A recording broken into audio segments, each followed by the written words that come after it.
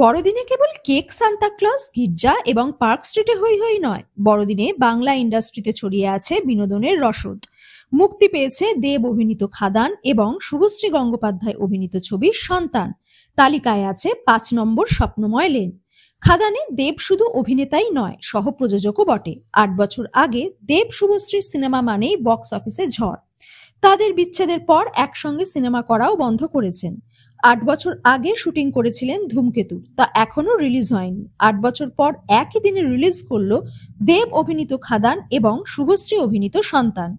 আলাদা সিনেমা, আলাদা চরিত্র, কিন্তু বক্স অফিসে তাদের টক্কর নিয়ে জোর আলোচনা দর্শক মহলে।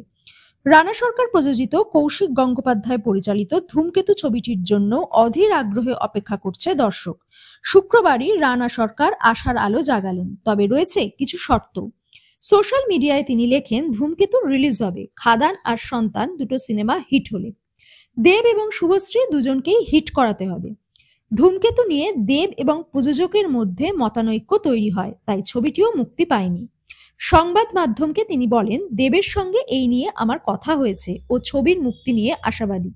দুপক্ষ চাইলেই সমস্যা মিটে যাবে। ছবির স্যাটেলাইট স্বত্ব বিক্রি হলেও ছবি মুক্তি না পাওয়ার কারণ। তবে দুপক্ষ চাইলে জট কেটে যেতে পারে।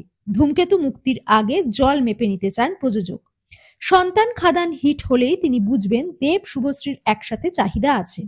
তবে দর্শক চান তারা একসাথে বক্স অফিসে ফিরুক। কৌশিক গাঙ্গুলির ছবি সবসময় হিট হয়, অনুপম রায়ের গান বরাবরই জনপ্রিয়, কিন্তু ৮ বছর আগে তৈরি সিনেমার এখনো প্রাসঙ্গিকতা আছে কিনা সেই নিয়েই চিন্তা।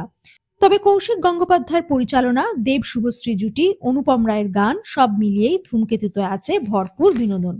তাই ভবিষ্যতে এই সিনেমা মুক্তি পেলে সিনেমা জগতে লাভজনকই হবে।